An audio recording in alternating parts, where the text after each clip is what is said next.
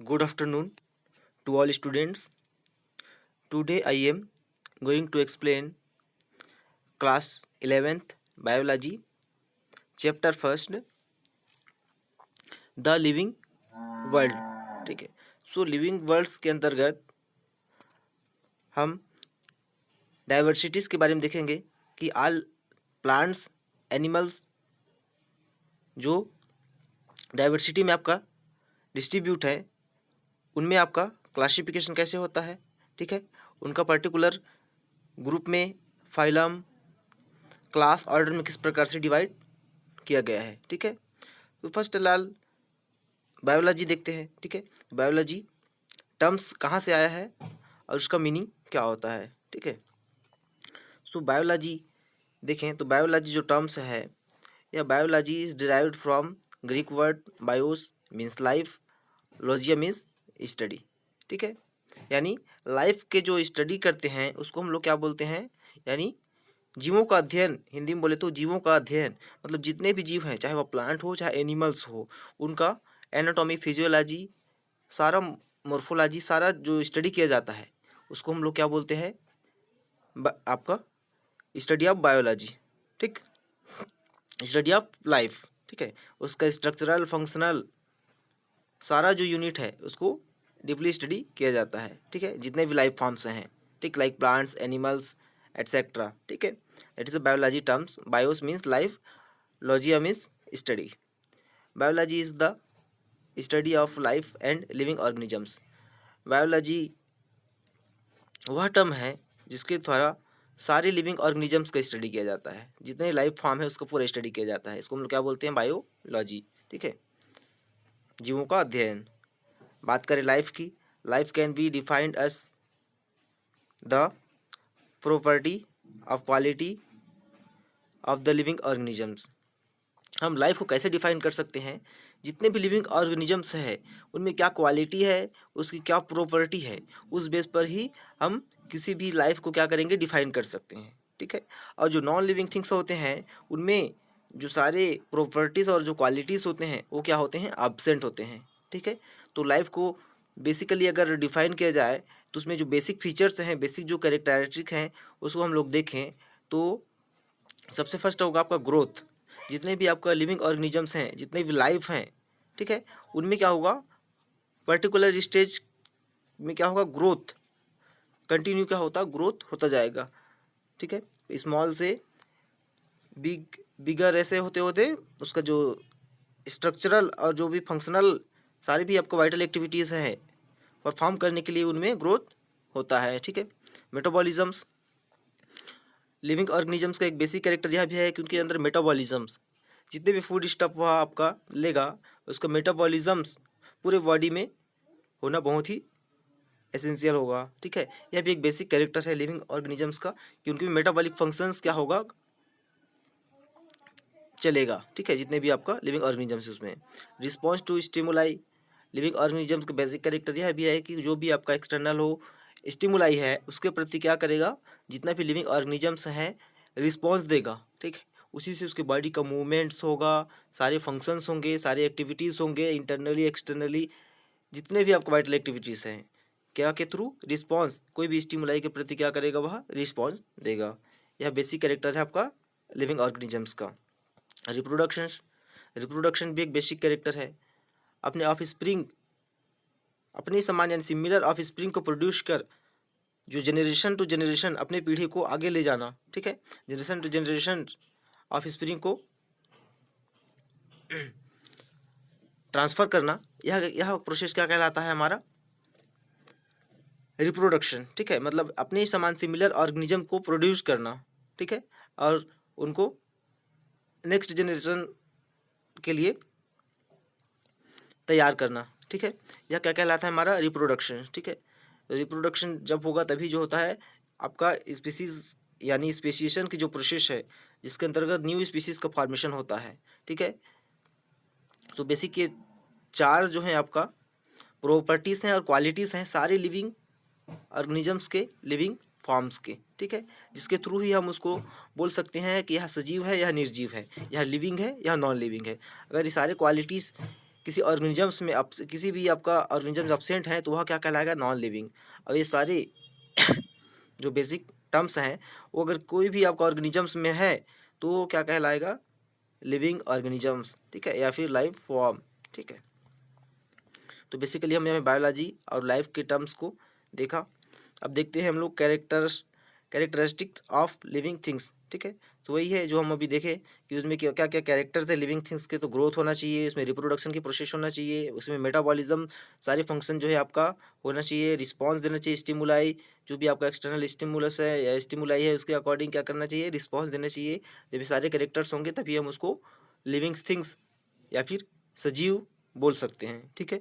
अब ये सारे जो टर्म्स अगर उसमें एब्सेंट है तो वो क्या कहलाएगा, नॉन लिविंग, ठीक है, या फिर निर्जीव बोल सकते हैं उसको। उसमें मूवमेंट नहीं होगा, ठीक है, वह एक ही जगह स्टेबल रहेगा उसमें रेस्पायरेशन नहीं होगा, एक्सक्रीशन नहीं होगा। ये सारे जो प्रोसेसेस हैं हमारे सिस्टम के वो जब एब्सेंट रहेगा तो क्या कहलाएगा, नॉन लिविंग। अब ये सारे अगर फंक्शन या वाइटल एक्टिविटीज़ जो हैं हो रहा है, ठीक है, लाइफ फॉर्म में ये सारी एक्टिविटीज़ हो रहे हैं तो वह क्या है, आपका लिविंग थिंग्स है।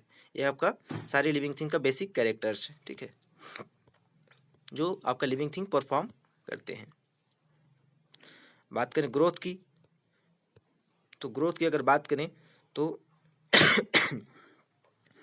Growth is an important characteristic features of living beings, ठीक है। ग्रोथ भी एक इम्पॉर्टेंट कैरेक्टर होता है जो भी लिविंग ऑर्गेनिजम्स हैं, ठीक है,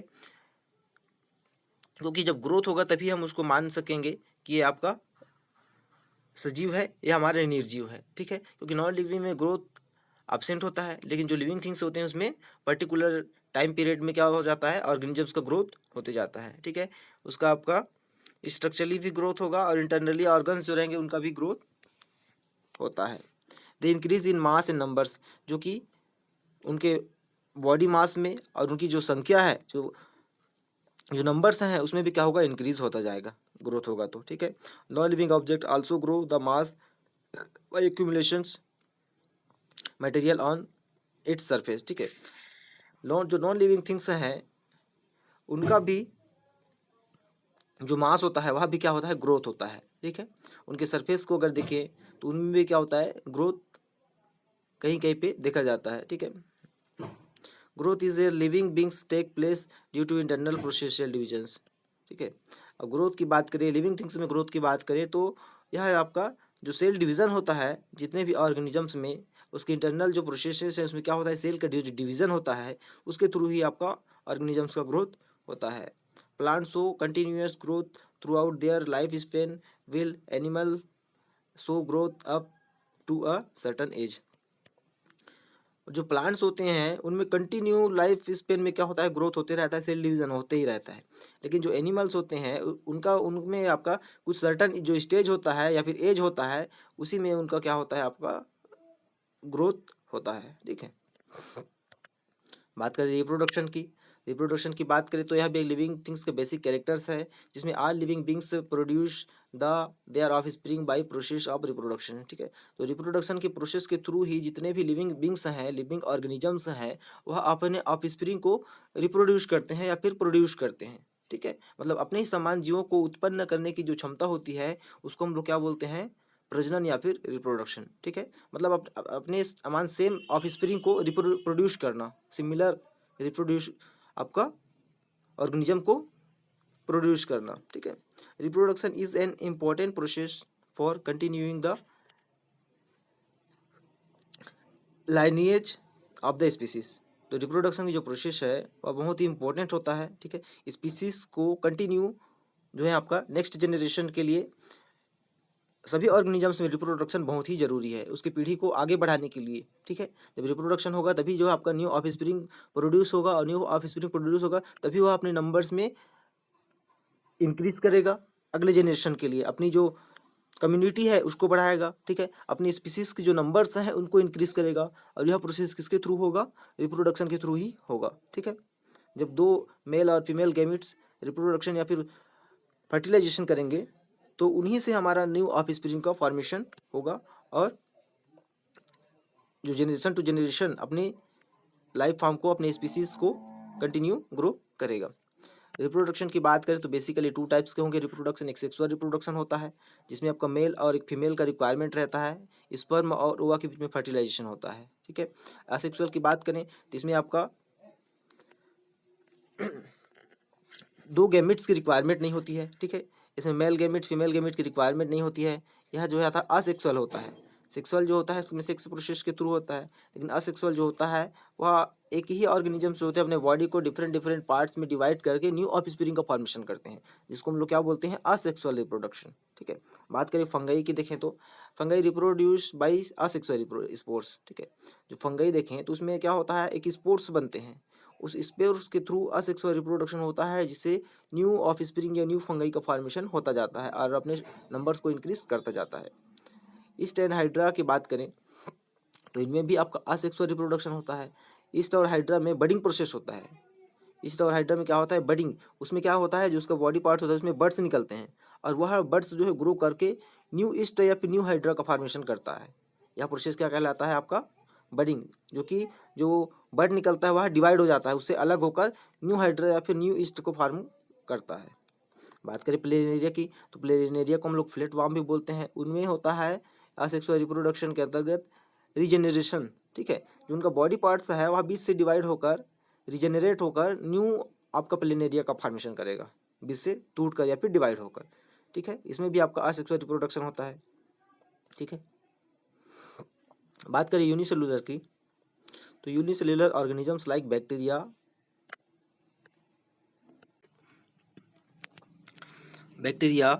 यूनिसेलुलर एल्गी और amoeba reproduction is synonyms with growth increase in number of cells, ठीक है। जितने भी आपका यूनिसेलुलर ऑर्गेनिजम्स हैं लाइक बैक्टीरिया, ठीक, उनमें क्या होता है, यूनिसेलुलर जो एल्गी है अमीबा है उसमें रिप्रोडक्शन क्या होता है, सिनोनिम्स होता है with grow increase of number of cells, ठीक है। वह क्या करता है, ग्रो करके अपना जो सेल्स है उसके नंबर्स को क्या करता है, बढ़ाता है, क्योंकि उनका बॉडी ही एक सेल रहता है, ठीक है। जब वह उसका बॉडी ही एक डिवाइड होकर न्यू ऑर्गेनिजम्स का फॉर्मेशन करता है।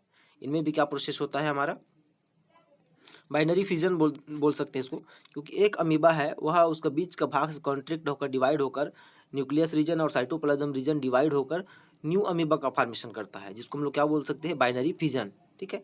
जो कि सारे आपका यूनिसेलुलर ऑर्गेनिजम्स में देख सकते हैं हम लोग, ठीक है। चाहे अमीबा हो, चाहे एल्गी हो, चाहे बैक्टीरिया हो, ठीक है। उनमें ग्रोथ क्या होता है,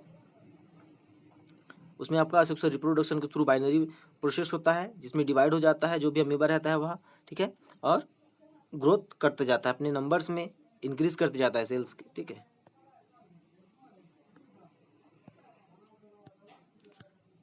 बात करें मेटाबॉलिज्म्स की तो यह भी एक लिविंग थिंग्स का बेसिक कैरेक्टर है, मेटाबॉलिज्म की जो प्रोसेस है, ठीक है। जो सारे लिविंग थिंग्स के अंदर में यह मेटाबॉलिक जो भी फंक्शनिंग है वह कंटिन्यू होता है, जिससे ही उसका ग्रोथ होता है, जिससे ही उसके सारे वाइटल एक्टिविटीज एक्टिव रहते हैं और कंटिन्यू परफॉर्म करते हैं। All living organisms are made of chemical belongings to various classes size and functions. सभी जो लिविंग ऑर्गेनिजम्स हैं वो क्या किससे बने होते हैं, केमिकल से बने होते हैं, बिलोंगिंग टू वेरियस क्लासेस, ठीक है। जिसके अंतर्गत बहुत सारे क्लास साइज और फंक्शंस होते हैं, ठीक है। उनमें क्या होता है, उनमें बहुत सारे क्लासेस हैं, साइज है और क्या फंक्शंस हैं, ठीक है। क्योंकि लिविंग थिंग है तो बहुत सारे केमिकल से ही बने होंगे उसमें, ठीक है। उसमें आपका बेसिकली अगर केमिकल की बात करें तो उसमें आपका हाइड्रोजन, नाइट्रोजन, ठीक है, और क्या है, अमीनो एसिड्स हो गए, मल्टी आपका मिनरल्स हो गए, ठीक है, फैट्स हो गए, कार्बोहाइड्रेट्स हो गए, ये सब क्या है, केमिकल बायोकेमिकल्स के अंतर्गत आते हैं, ठीक है। तो सारे क्या होंगे, सारे लिविंग ऑर्गेनिजम्स में पाए जाएंगे, ठीक है। The chemical with a living organisms are constantly being made and change into some other biomolecules, ठीक है। जो भी आपका लिविंग ऑर्गेनिजम्स के अंतर्गत जो कि भी केमिकल्स होते हैं वह क्या होता है, आपका कॉन्स्टेंटली उसमें क्या चेंज होते जाते हैं, ठीक है।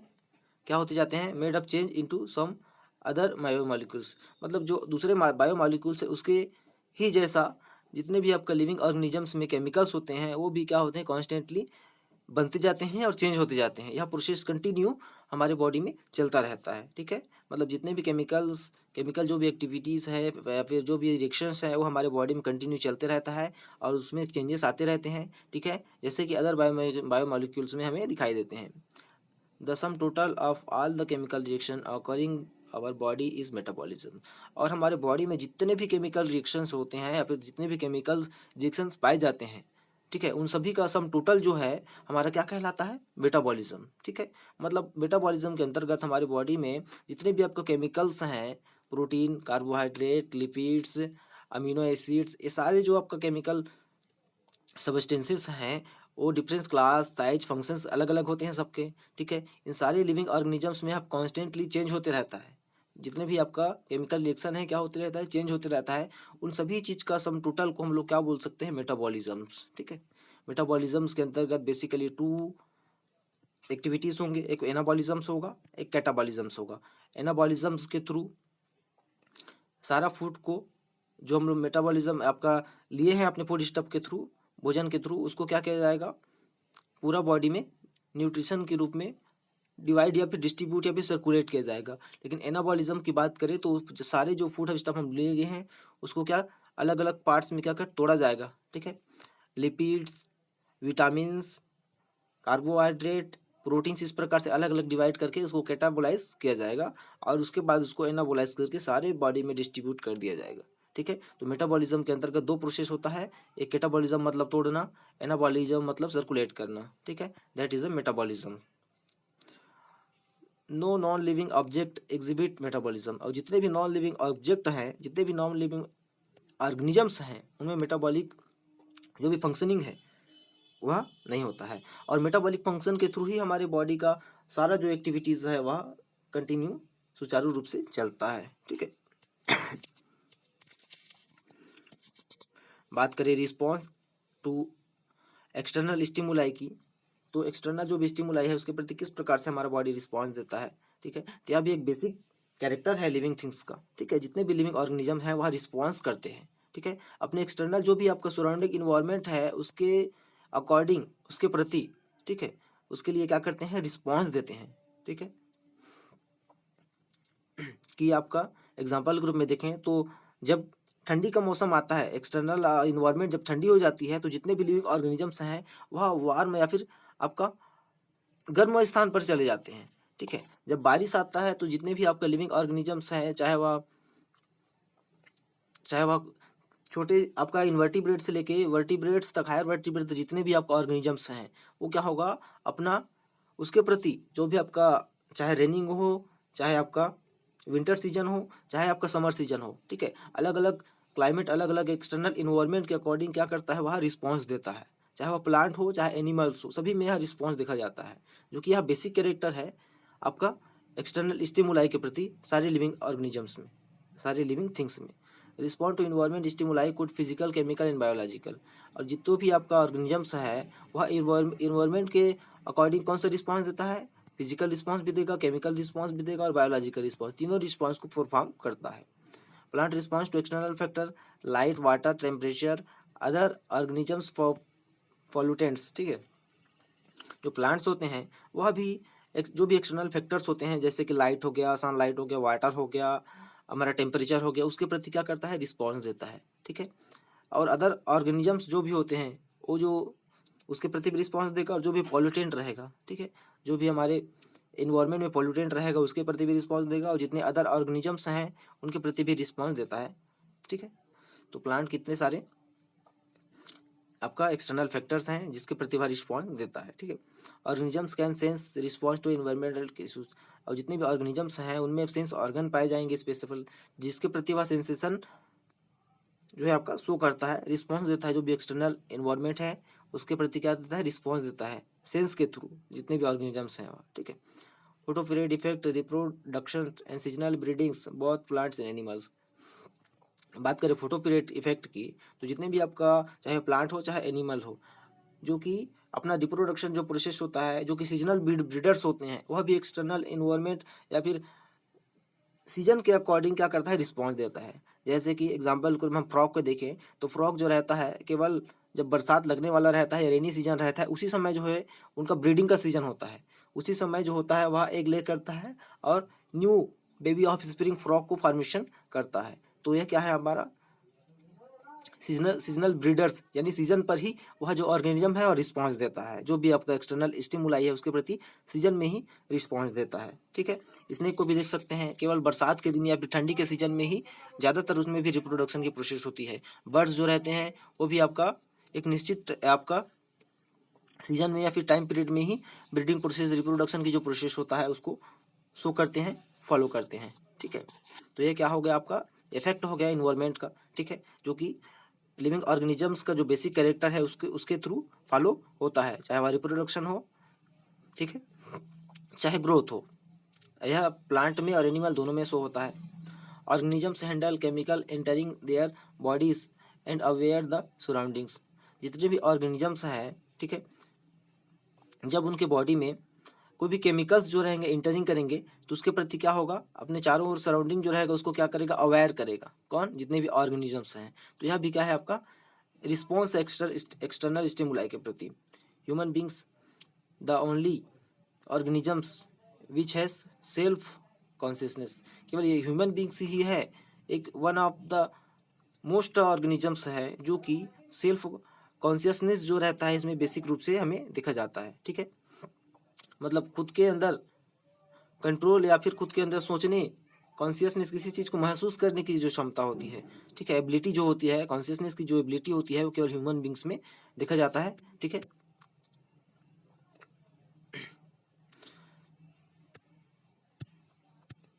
यहाँ पर देख सकते हैं हम लोग diversity in the living birds. ठीक है, तो डाइवर्सिटी के अंतर्गत हम क्या क्या है इसको देखते हैं। Diversity, the diverse form of organisms present on earth is called diversity. ठीक है, मतलब इस अर्थ पर जितने भी आपका ऑर्गेनिजम्स प्रेजेंट हैं उनका डाइवर्स फॉर्म को हम लोग क्या बोलते हैं, बायोडाइवर्सिटी। ठीक है, मतलब अर्थ पर पाए जाने वाले जितने जीव हैं उनमें जो विविधता है, उनमें उनके शेप में, साइज में, फूड हैबिट में, हैबिटेट में, ये सारी चीज़ में क्या है आपका डिफरेंसेस हैं। ठीक है, उनको अलग, जो भी आपका ऑर्गेनिजम्स हैं अलग अलग स्थान पर रहते हैं, अलग अलग जो है आपका फूड को लेते हैं। ठीक है, और अलग अलग प्रकार से उसमें क्या होता है आपका सारे वाइटल एक्टिविटीज़ भी शो होते हैं। इसको हम लोग क्या बोल सकते हैं, बायोडाइवर्सिटी। ठीक है, मतलब उसका जो भी आपका वाइटल एक्टिविटीज़ है या फिर उसका डाइवर्सिटी है वह क्या होगा, अलग अलग रहेगा, सभी ऑर्गेनिज्म डाइवर्स फॉर्म में रहेगा। इसको हम लोग क्या बोल सकते हैं, बायोडाइवर्सिटी। ठीक, बात करें नोमेनक्लेचर की, तो नोमेनक्लेचर मतलब नामकरण, मतलब जितने भी ऑर्गेनिजम्स हैं बायोडाइवर्सिटी के अंतर्गत जिसको हम लोग क्लासिफिकेशन करेंगे उसके लिए एक नोमेनक्लेचर के थ्रू जो होता है उसको स्पेसिफिक नाम दिया जाता है जिससे उसके डेवलपमेंट का स्टडी किया जा सकते। ठीक है, और उस ऑर्गेनिजम्स को रिकॉग्नाइज करने के लिए, उसके फाइंड आउट करने के लिए नोमेनक्लेचर किया जाता है। It is system to naming organisation. ठीक है, इसमें आपका इस सिस्टम के अंतर्गत जितने भी ऑर्गेनिजम्स है उनको एक निश्चित नाम दिया जाता है। ठीक है, उसको हम लोग क्या बोलते हैं, नोमेनक्लेचर। ठीक, this are millions of plants and animals in the world. ठीक है, यहाँ जो है आपका कई मिलियंस प्लांट्स और एनिमल्स के का क्या है आपका समूह है, तो उनको एक निश्चित नाम से जानना बहुत जरूरी है। ठीक है, उनको पहचानने के लिए उनको निश्चित नाम देना बहुत जरूरी है, जितने भी प्लांट्स हैं, एनिमल्स हैं। ठीक है, तो उनको नोमेनक्लेचर के थ्रू उसको क्या किया जाता है, उसको एक निश्चित नाम दिया जाता है। ठीक है, और उनको निश्चित नाम से एक निश्चित ग्रुप में उसको डिवाइड करके रखा जाता है। ठीक है, क्लासीफाई किया जाता है। Plant and animal are known as local area, there are local names. ठीक है, जितने भी प्लांट्स एनिमल्स हैं उनको लोकल एरियाज में लोकल नाम से भी बुलाया जाता है। ठीक है, लेकिन उसको साइंटिफिक नेम देने के लिए उसको क्या करना पड़ेगा, नोमेनक्लेचर सभी प्लांट एनिमल्स का करना चाहिए। ठीक है, this local name are vary from place to place, region to region within country also. ठीक है, जो लोकल नाम होता है वह अलग अलग कंट्रीज में, अलग अलग प्लेस में, अलग अलग रीजन में डिफरेंट डिफरेंट होता है। ठीक है, जो लोकल नाम क्या होता है, हर प्लांट का, हर ऑर्गेनिजम्स का, हर एनिमल्स का अलग अलग लोकल एरिया रीजन्स में क्या होगा, डिफरेंट डिफरेंट टाइप का होगा। ठीक है, इसीलिए उसका साइंटिफिक नेम देना बहुत ही ज़्यादा जरूरी है, जिससे कि पूरा वर्ल्ड जो रहे उसको उसी नाम से, उसी साइंटिफिक नाम से जाने। ठीक है, so it is impossible for any person to remember the name of the organisms in all languages, ठीक है। तो यह जानना सभी पर्सन्स के लिए इम्पॉसिबल होता है कि अलग अलग नाम से ऑर्गेनिजम्स को जानना, अलग अलग लैंग्वेजेस में उनको जानना, ठीक है। Hence too there is need for uniform system nomenclature in organisms। तो बेसिक रिक्वायरमेंट इसकी हमें पड़ी नोमेनक्लेचर की, सारे जो ऑर्गेनिजम्स हैं उनका की नोमेनक्लेचर किया जाए, उनका एक निश्चित नाम दिया जाए, ठीक है, जिससे उसी ऑर्गेनिजम्स को उसी नाम से पहचाना जा सके, उसी नाम से रिकॉग्नाइज किया जा सके, ठीक है। तो थैंक यू। आगे हम लोग नोमेनक्लेचर बायोनोमियल नोमेनक्लेचर के बारे में कल देखेंगे, ठीक है।